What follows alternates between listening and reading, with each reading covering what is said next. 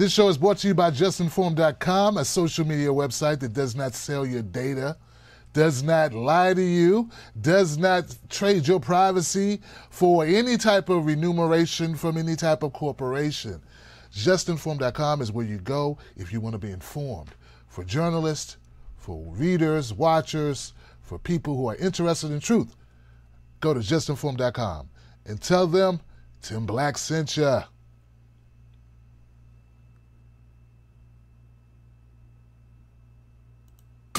With Tim Black.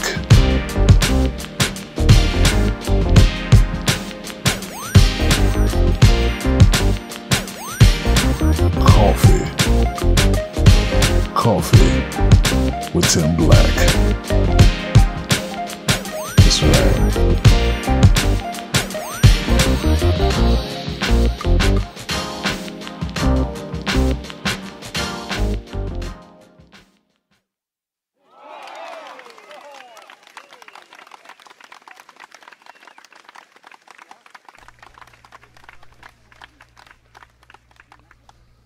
I'm hoping that's okay. Is that okay? Is that good? I don't know. Let's see. Do you understand the words that are coming out of my mouth? Looks like it's working. Hey guys, how you doing? My name is Tim Black. Welcome to Coffee with Tim Black, and I hope that you do have your coffee in hand, right? Do you have your coffee in hand, folks? Got my coffee over here. There's a lot of stuff going on. All right. So I want to welcome everybody on Periscope, everybody on YouTube, everybody on Facebook to the show. We got a couple of stories we want to get to. But first, I want to know how you're doing. How's life treating you? I hope your week's going pretty good, guys. I got my chat room people in the house, chat people in the house. Let's get that connected up on my chat. For my chat, here we go. YouTube people bringing you in to the conversation. And there we go, my people on Facebook also. Facebook people joining the conversation. And we have JM, Joanne Bruno from Aruba. Aruba in the house, okay. You know, go ahead and send those tickets to Aruba, to your brother Tim Black. I'd love to come out there and we could talk politics in the great waters of Aruba. Shout out to Kurt Flirt too. Hillary, oh my goodness, Hillary. Moonchild, hey Moonchild, how you doing? Corey Ryson, I got a cold but I'm still sexy. Well, there you go, Corey. And being sexy is what matters most. JBJG, and Big Surreal in the house. Bruce Linnell, A. Mayers, TC, Karen Bridenthal, Ginger Liberty, Helen Ford, Mark Swanson, and the whole crew in the house. What's up, Suzanne? What's up, people? Taj Marie says, Hillary Clinton just won't go away. All right, so we got a couple of stories we want to get to. She won't. She just keeps coming back like herpes. We got, speaking of Hillary, she was on the Rachel Maddow show last night. The Rachel Report, I don't even know what they call it. TJTR something. The Rachel Maddow show, that's what it is. That's what it stands for, Tim. I don't watch the Rachel Maddow show because, you know, I don't have really good gag reflex ability. So I don't watch that show, but Hillary was on there last night, and they had some conversations, which we'll talk about. Trump had some choice words about Brett Kavanaugh that were very interesting. And, yeah. And then we have news about Brett Kavanaugh, which, as you know, has been, his confirmation hearings has been sort of delayed because, well, a woman accuses him of being a horrible individual, a sexual predator almost, something along those lines. So we're going to talk about that and update you on the Brett Kavanaugh news. But before we start that, before we get to that point, I would like to update you to this, because this is just as important, folks. Something that I noticed, and I want to share it with you. So here we go, YouTube people, Facebook people. let's bring this in so that you can see this. This is that didn't work. Come here, copy that. There you go. There you go. Now this is something that I noticed as I was scouring. Oh, I know what. I'm on the wrong keyboard. I got a couple keyboards going on. I got a couple computers. Okay, so this right here, taken from thehill.com, folks. It says that there was a poll conducted. There was a poll conducted, and in that poll, we're going out. the hell, get out of here! Get out of here! In a way, I feel as if my whole life See, is leading up to this is a problem. There's nothing. You're really good. I can't stop it. I can't stop it. Stop It just looking at wants me. to talk. Because women will. It wants to talk. Well, there you go. Thank you and good night. Well, you're welcome. You're welcome, Prime Video. There you go. Fantastic. Way to take up time doing my show. So that's what we're doing now, huh, Hill? Like you're making it impossible for me to get away from ads. All right. All right. Done deal. Done deal. So Democrat Andrew Gillum holds a 6-point lead over Ron DeSantis in the highly contested gubernatorial campaign in Florida, according to a new poll. It's the Reuters Ipsos UVA Center for Politics poll found that 50% of voters surveyed support Gillum, compared to 44% who back DeSantis. The remaining percentage of voters said they support a different candidate or did not indicate support for any candidate. So, folks, this is a kind of interesting news. I think it's important to talk about because, as we know, I have been critical of Gillum. I've been critical of Gillum because it's my job to be critical of Gillum when Gillum deserves to be criticized. That's what we do here. I don't want to work for Andrew Gillum. I want to hold Gillum accountable, and I want to make sure Gillum knows that independent media is on the job, and we will be covering him very closely as he calls himself a progressive. We got to make sure that he actually is one. And not just because of name tags, because name tags don't matter. It's about your actions. It's about what you actually follow through on doing after you've ran a campaign saying, this is what I support. So it appears that people in Florida, and I have a lot of good friends in Florida who were cautioning me. They were like, Tim, DeSantis is a horrible person. He's a horrible candidate. He's a horrible politician. And he's going to continue the downward spiral of Florida. So we can't have this guy, Tim. So, don't go so hard on Gillum. And I'm like, I have no choice because Gillum ran on a certain set of tenets. So I want to make sure he stays true to that. See, I have a role, you have a role. I am actually happy to see that Gillum is outperforming DeSantis. It's like, Tim, that doesn't make sense. How could you be supportive of Gillum and then call him out? Well, I'm definitely not old enough to be Gillum's dad, but I'm old enough to be his brother. And I have a brother, that I call out on things. He calls me out on things. We keep each other accountable. That's what men do. That's what women should do too. And I think women do that. So it's okay to hold someone accountable and still think that they may be the best person for the job, for this particular job. What I don't think is correct is to give them a pass because you're afraid of something else, which is not your concern. Your concern is to be an advocate for voters, an advocate for the people, for the movement. Your job is not to be somehow in your mind this larger than figure who can control and move pieces around a chessboard. That's not what independent media should do. That's not what any media should do, though some do it. And I think Andrew Gillum being up 5-6 points is a good thing. It's a good thing, so I support that. All right? I do. But that doesn't mean I'm not going to continue to call him out, and that doesn't mean he has this thing won either. So he needs to go back to the rhetoric of boosting Medicare for all and talking about it full-throatedly, like he really supports it, to keep it in the ethos so that others hear it and they know, okay, well, Gillum supports it. Hey, this is good. He supports that, baby. I should look into it. That's the importance of rhetoric. It's an importance that we use full-throated support of concepts and issues that we support as progressives or as independents or whatever you are. It's important that you stand up and call out foolishness and corruption. Words matter. So does when your language changes. That matters too. So anyway, I just wanted to update you guys to that. Update you to that, update you to it, update you to it.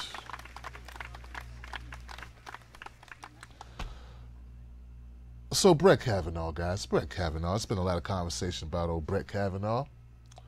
And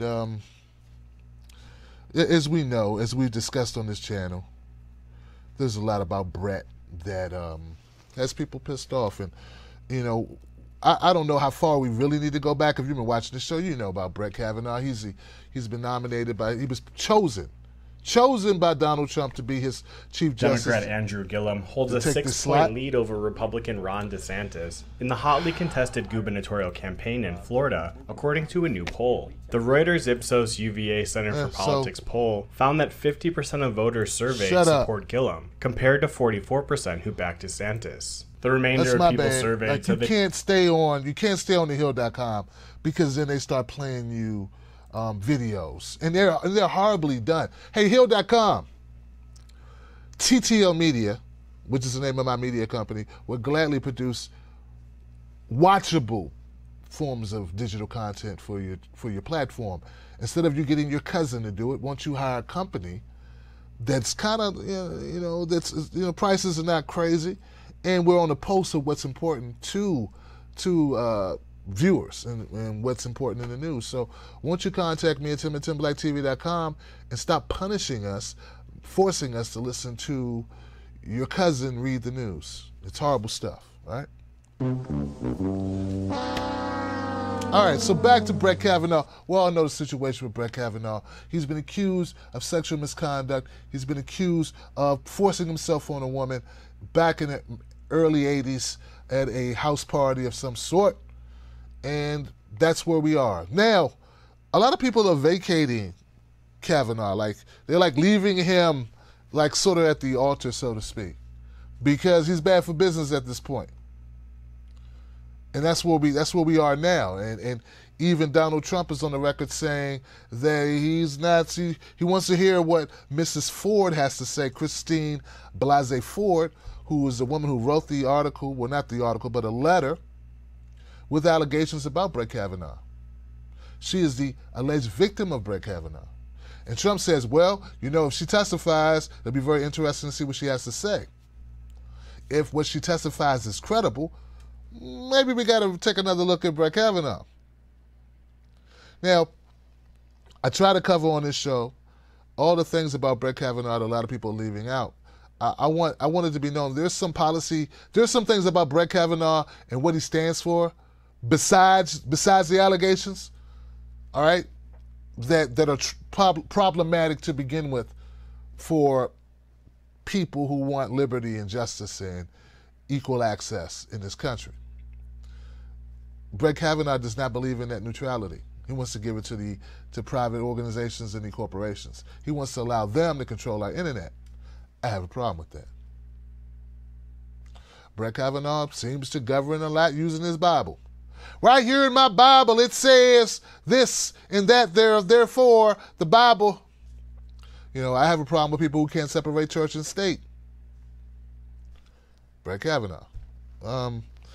Democrats want the Kavanaugh confirmation delayed. Some want Brett Kavanaugh thrown out altogether. Kavanaugh does not support net neutrality. Kavanaugh believes a president can pardon himself. I got a problem with this. No human being should be given the type of power that they can pardon themselves. Doesn't make sense. I mean, our Constitution, our government is built in such a way that we have checks and balances. Judicial branch, executive branch, we're all legislative branch. They're here to check themselves and not give too much power to any one area of government. I don't see why that would be any different when it comes to a president. Now, I get why Donald Trump may like the fact he could appoint a justice that would be favorable in him pardoning himself in the future if it came to that. But as far as precedent and what that means, because Chief Justice will be on the bench much longer than Donald Trump will be president, regardless of what happens with the Russia investigation or an emoluments clause violation or whatever they're saying that Trump did in order to try to get him out of there. Brett Kavanaugh will be appointed for life. So, like I stated, there are a lot of things that give me a lot of pause about Brett Kavanaugh. They have nothing to do with the allegations. But when you factor in the allegations as well, yeah. Can we pause twice? Pause. Now, someone, I think it was Charlie Peach, she sent me. In fact, I know it was Charlie Peach because she sent me a text and she says, Tim, Lawrence O'Donnell sent out a tweet where he talked about how it's unlikely that Miss Christine Ford is lying because she wants the FBI to investigate.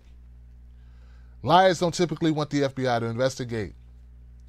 And Charlie, to her credit, she said, well, didn't Joy Reid want the FBI to investigate her hacked server, her hacked website?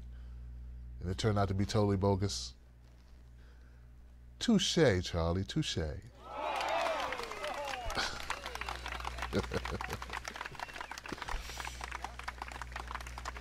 All right, so Brett Kavanaugh is a conservative, but he also a person who appears to have no guiding principles other than Republican talking points. I want a Chief Justice who believes in something and will stand on what they believe, those beliefs defending the Constitution and the rule of law for all citizens, not a Trump-controlled puppet.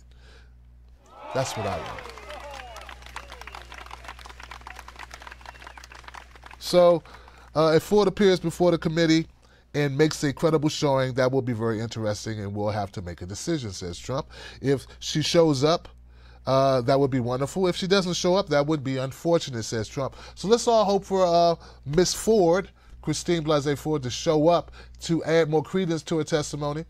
But it does not look like the FBI will be investigating. And one of the conditions before her testimony was she wanted the FBI to investigate the allegations that she made. Now, this is just me spitballing, coming up with something what I think is true here. I believe that Miss Ford believes that it would take a lot of heat off of her if the FBI could already vet her statements. That way we don't have to go through a whole process of, oh, she's lying, which is what they're saying now. What is what they're saying now? Now, just because somebody's timing may not be opportune, remember, Miss Ford wrote this letter to Dianne Feinstein back in July. It wasn't Miss Ford's, it's not her fault that Feinstein didn't release it until now. It's not her fault. Like, she wrote the letter. Now, you may say, why didn't she release it a month, 2 months ago, a year ago? Yeah, it's really not up to us to kind of like make that claim because we're not the ones who were victims. According to Miss Ford, she's been in therapy for this issue. It altered the course of her life as far as how she deals with relationships. This incident allegedly with Brett Kavanaugh that she says happened. That's what she says happened. So it's really not up to you or I to kind of determine like when's a good timing for it. But as far as it pertains to this, people say it's really fishy because it's coming out now. It's like 11:58 before the midnight thing, and here this comes. Well, if Dianne Feinstein would have released the information, we could have got a jump on it at least a couple months ago, but she didn't. She says she didn't release the information because she wanted to keep Mrs. Ford's anonymity. Well, how'd that work out for you, Feinstein? She's really anonymous now, right? So, it didn't make no damn sense, yo. It doesn't make much sense. Doesn't make much sense. What are my chat people talking about? Tim Black's Wolfpack. What say you, Tim Black's Wolfpack, on this? JBJG says his buddy Redacted won't even testify on his behalf. Brett is looking guiltier by the day. Now, good point. Good point, JBJG. So a tongue twister going on, man. Choose one, JB or JG. Got me screwed up here. I'm thinking about JJ Walker.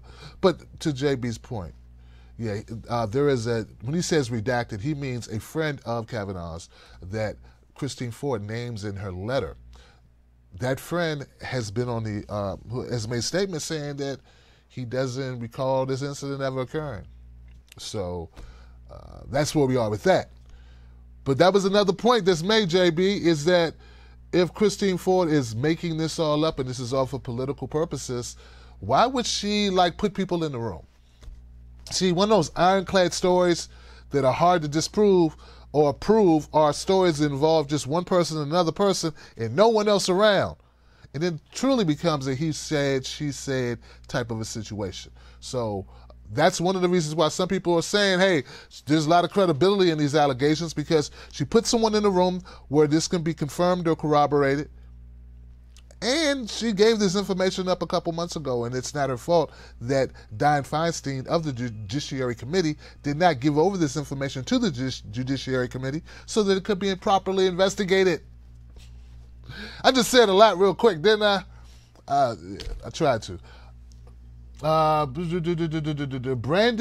says that Brett Kavanaugh, oh no, his friend, he's talking about Redacted. He said maybe the Redacted guy who's a friend of Kavanaugh was wasted at the party, so he can't remember anything that happened. Yeah, that's possible. I don't know.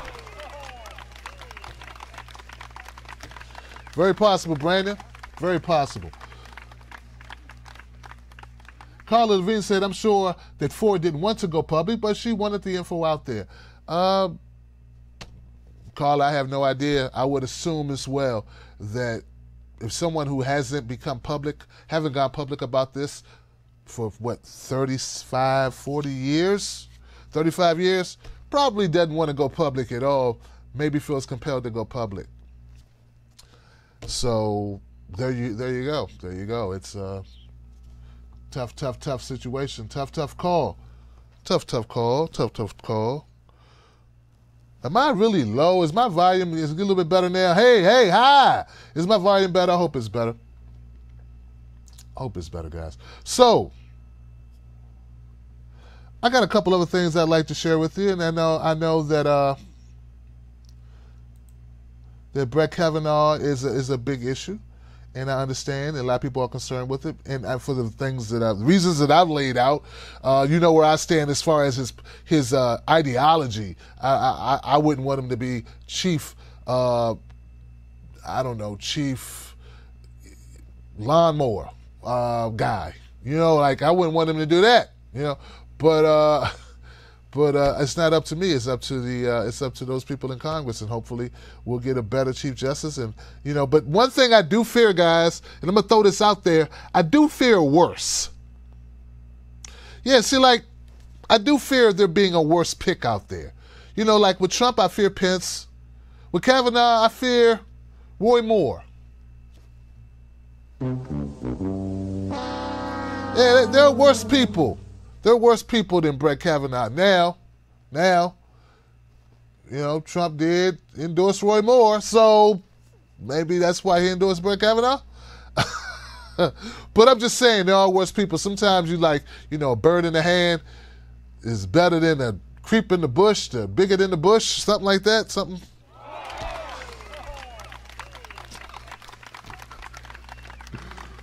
All right. I'm telling you, I'm feeling punchy today already. Who this is? To be in. Oh, that is the Donald. No, that is Rachel Maddow with Hillary Clinton. I got a couple things. So we did that. Okay, let's go to Rachel Maddow. Let's go to Rachel Maddow with Hillary Clinton because I already got you going with it. Let's see what we can do. Incredibly worried. Number one, that. If people around him whom he has appointed are trying to be incredibly worried. Number one, that if people around him whom he has appointed are trying to save the country from potentially disastrous decisions he might make, that's deeply troubling.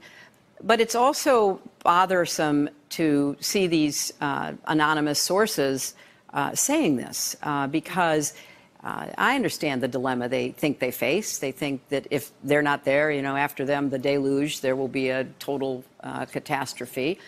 But I think at some point they owe it to the country and they owe it to people who supported Donald Trump.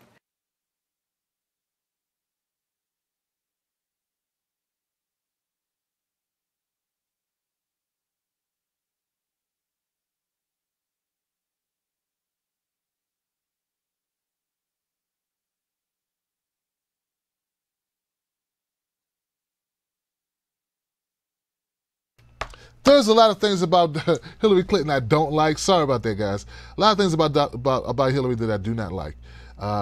They go far beyond the super predator comment that she made back in the 90s. It goes beyond the fracking that she sold, TPP that she sold, NAFTA that she sold. These things. There's even something more basic about Hillary Clinton that I have a problem with, and it's that Hillary Clinton is always triangulating every conversation.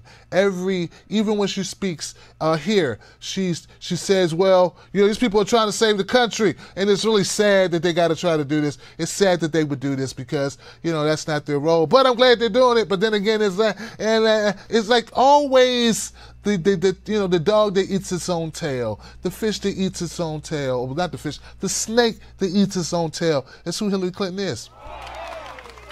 And people get tired of it. No one respects it. No one goes, ooh, this is great. A person that's on both sides of every issue, no matter what it is. Now, Rachel Maddow, the people say when I put on Donna Brazile, I was giving her a cushy interview. Like, Rachel Maddow asked not zero hard questions. Like, zero. There were zero hard questions in this interview. Nothing at all. Nothing. No, she didn't ask, well, which one is it, Hillary? Which one do you support? Rachel Maddow lets it go. So I have a problem with this. It's horrible, but this is par course for a Hillary Clinton interview. All right? So, Robbie Mook, you've coached you've coached your candidate well, and this is why she lost. So let's keep going and see more of Hillary Clinton.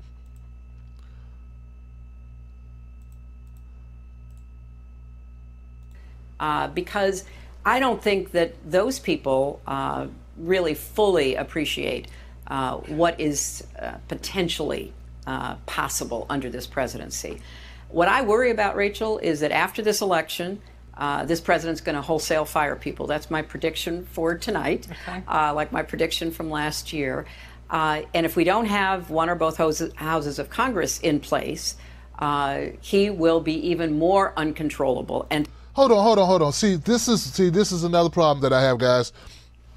Donald Trump is capable to fire anybody he wants to fire. These are people that were hired by him. These are not people that were nominated by the people. These are people that he chose, and he could unchoose them. There are a lot of people in the Trump administration that I wish he'd fire. Jeff Sessions comes to mind. Betsy DeVos comes to mind. Rick Perry comes to mind. There's a lot of people that I wish he would get rid of. Steve Mnuchin comes to mind. There are a lot of people that Donald Trump has in his cabinet that I wish he would get rid of. And you saying you got a problem with that because you think maybe one of these people or some of these people have been thwarting him. And notice that Hillary Clinton never brings up what are the things that they're stopping Trump from doing. Because I'd like to know what things that Trump has done that she really has a problem with. See, she risks nothing. She risks nothing. She puts nothing on the line, and she risks nothing. And then she goes, why aren't people excited about me? Must be because I'm a woman. No, it's because you risk nothing and you say nothing.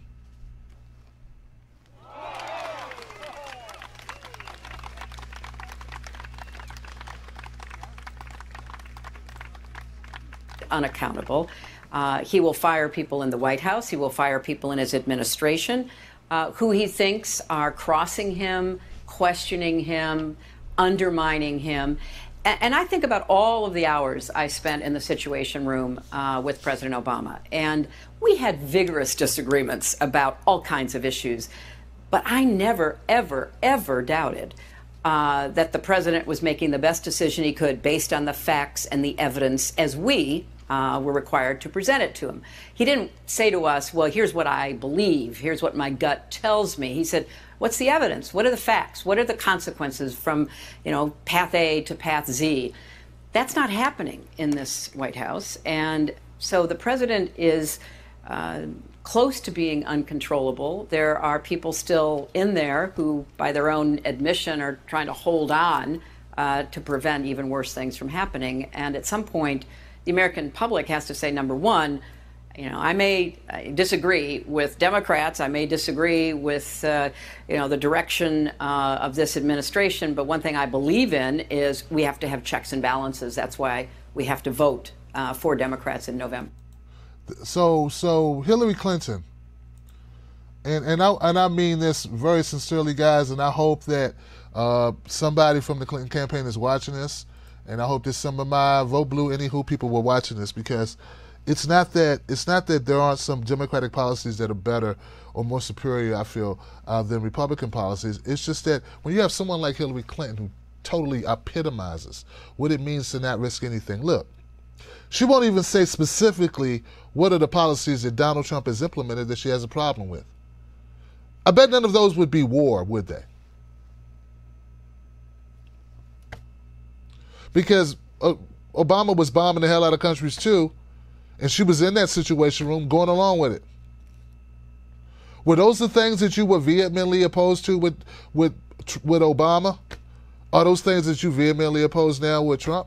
What are the things that you vehemently oppose about Donald Trump's policies right now? I don't mean his tweets. I mean policy. I want to know exactly what you would be doing different. Even after losing twice, not having any power, not holding a position, you still cannot be specific. And this was part of the problem when she ran. She wasn't specific. It was all platitudes. I mean, Trump had bad ideas. At least he had some.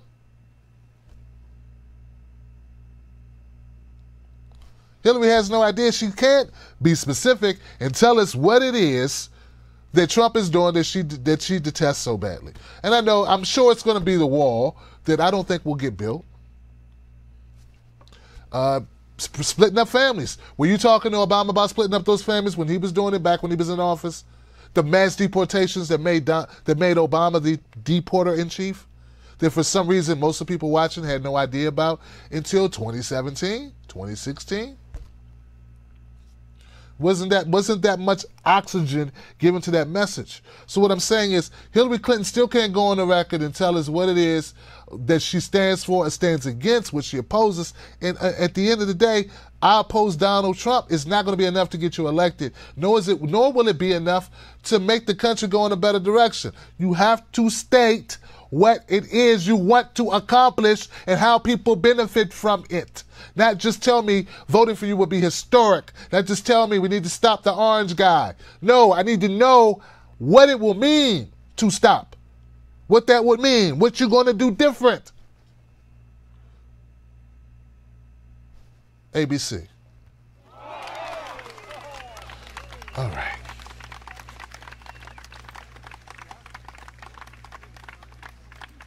And I'm telling you, man, when I hear these people talk, I wonder, man, is it me, is it them, is it? I don't give a shit. I keep thinking they don't, man. I keep thinking they don't give a shit. So last but not least, I think I have this somewhere, guys. I'm going to look for it real quick. It's a little piece Donald Trump talks about Jeff Sessions. And I think that's important, right? Because Jeff Sessions, it looks like, every time I turned around, I thought that Donald Trump was going to get rid of Jeff Sessions. Turns out he wasn't going to get rid of Jeff Sessions. It was just a lot of talk about Jeff Sessions. Here goes Donald Trump talking about Jeff Sessions in this clip. I'm disappointed in the Attorney General for numerous reasons, but we have an Attorney General. I'm disappointed in the Attorney General for many reasons, and you understand that. We are looking at lots of different things. I have a great cabinet. We have the greatest economy ever in the history of our country. So we're very happy with the way things are running, generally speaking. I don't think we've ever had an economy like this. Somebody who's on just this morning from Reagan, from the Reagan White House, he said this is one of the great economies in history. So we're very happy. All right, so Donald Trump says that he is not happy with Jeff Sessions. I would love some clarity on what it is about Jeff Sessions you don't love. What is it about Jethro?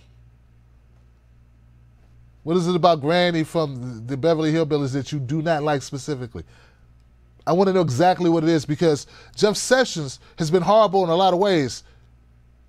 Now, a little birdie told me it's probably about the Russia investigation that you wish he would shut down the Mueller investigation. Or maybe the fact he didn't really, he hasn't taken up the charge of investigating Hillary Clinton or the Clinton Foundation. But see, there's so many things about Jeff Sessions that I have a problem with, that a lot of people should have a problem with if they only knew about all the horribleness which is Jeff Sessions and what he has done in this country. Your Attorney General, see, but I don't think you really have a problem with your Attorney General, what he's done domestically against citizens of this country. See? I don't think you got a real problem with that. I think by and large, you support what he's done domestically. You're just pissed off about what he hasn't done for you. Right? Okay, so though the president has made no secret that he regrets nominating Jeff Sessions, who was one of the first U.S. senators to embrace Trump during the 2016 GOP primaries, but neither Sessions alleges refusal to go with the Clintons or the other Democratic notables, nor his recusal from the Russia investigation are reasons why he should be chucked headfirst from the Justice Department. Sessions should be given the heave because he is anti-liberty.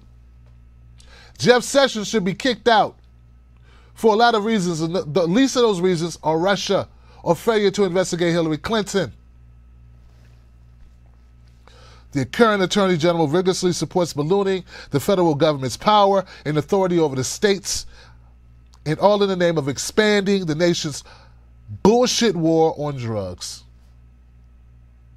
Yeah, we were trying to move ourselves into a new direction on the war on drugs, ending the war on drugs, and moving to a more reasoned approach to dealing with people with disabilities, people with conditions, people with addictions. But then we have Jeff Sessions walk in and say, oh, I see the clock. Time to turn the clock backwards. Let's get more draconian. In May 2017, Sessions overturned the DOJ policy instructing prosecutors not to specify drug amounts when filing charges against low-level and nonviolent offenders. The idea was that this rule, which was handed down in 2013, would give judges the ability to sentence at their discretion. This way, small-time offenders could be given reasonable sentences, as opposed to the judge having no choice but to apply mandatory federal sentences, which can range from 5 to life in prison. This policy was apparently too lenient for Sessions, who explained at the time, we're on a bad trend right now. We got too much complacency about drugs and paraphernalia. Too much talk about recreational drugs. Later in January, Sessions announced he would roll back a policy limiting the federal government's ability to prosecute marijuana users and distributors in states that have legalized cannabis. Sessions announced he would roll back policy limiting federal government's ability to prosecute marijuana users. This is something that Donald Trump ran on. He said he was going to leave it up to the states, and his Attorney General is rolling back that precedent initiated by Obama. You think Donald Trump has a problem with that? Has he spoken publicly about his Attorney General rolling back the move towards letting states have the ultimate say on how it wants to treat cannabis use, marijuana use? Huh? He ran on that. Why don't you have a problem with that, Trump supporters? Why doesn't that stick in your craw? Maybe it does. Maybe you support liberty, and maybe you support presidents who don't lie through their teeth once they get elected. Okay, so this was not only an attack on federalism, but setting federal agents on a crusade against marijuana is also hilariously unrealistic use of DOJ's already limited time and resources. It's not even good management. Lastly, there's Sessions' enthusiastic embrace of the civil asset forfeiture, which is a clear violation of our Fourth Amendment.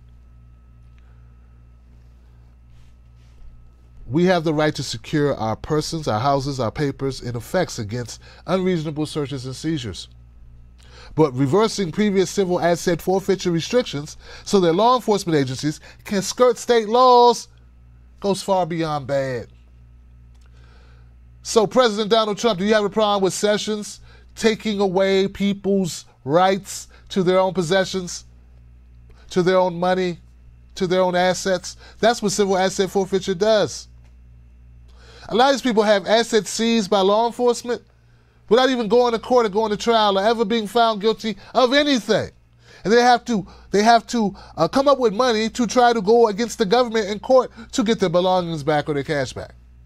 Imagine the law enforcement agency or law enforcement personnel taking $3,000 from you, and you have to spend $5,000 to go against that case in court, to fight it in court. This is happening every day in his attorney, Jeff Sessions. Does Trump have a problem with that? I got a feeling Trump is only concerned with the Russia investigation. I don't even think he really wants to go after Hillary either. I think that's BS. I think he sold you that like he sold you on letting the states handle marijuana. See, let's make one thing clear. We don't cape for Donald Trump, nor do we support lies, no matter whose mouth it comes out of. And Donald Trump has been getting away with lying to his base because they just want a different guy. Well, you know what? He's really the same in a lot of ways. And one of those ways is not keeping his damn word. So on the subject of Jeff Sessions, where Donald Trump says he really doesn't have an attorney general, he's very disappointed in his attorney general, I think his reasons for disappointment are vastly different than our reasons for disappointment. And I'm disappointed that Trump picked him. And if Trump wanted to clean house by getting rid of Sessions, I'd be all for it. Let's just hope his choice wouldn't be Roy Moore.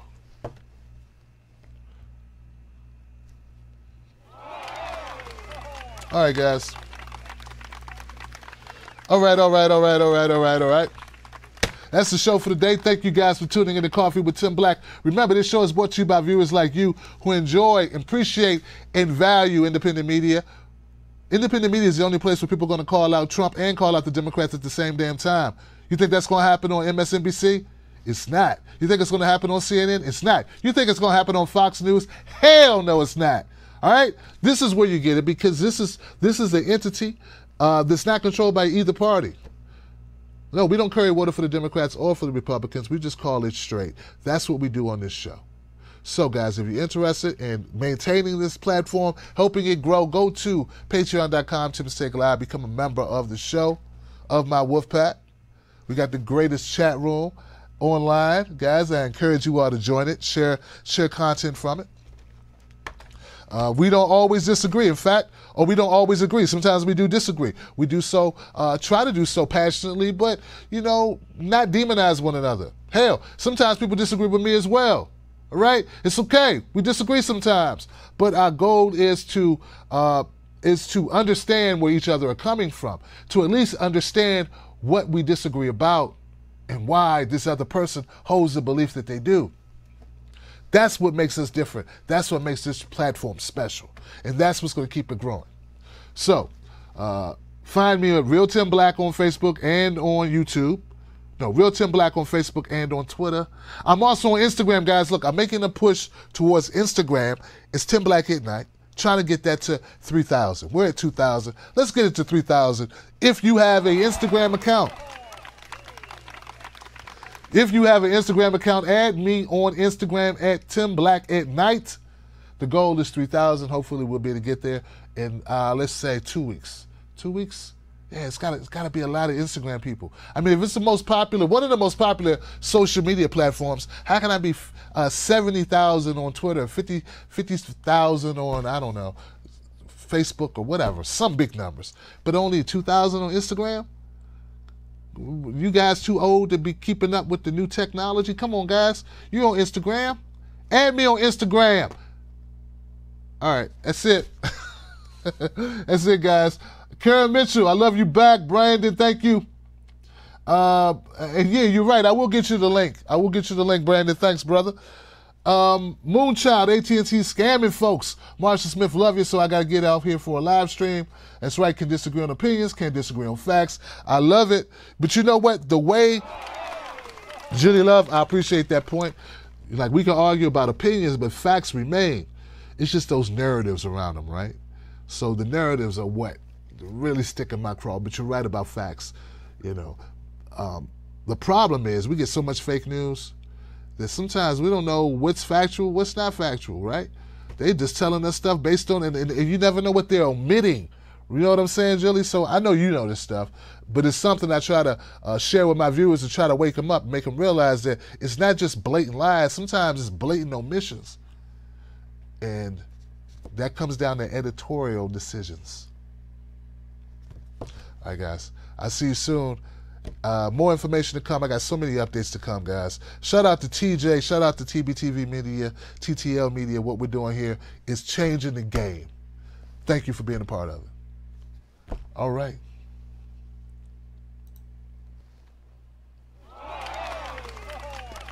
And I want to see if,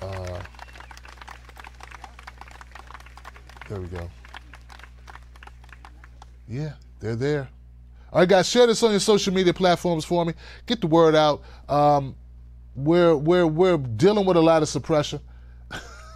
A lot of oppression and suppression of our content, so I appreciate you guys. I'll see you soon on the next video. Coffee. Coffee with Tim Black.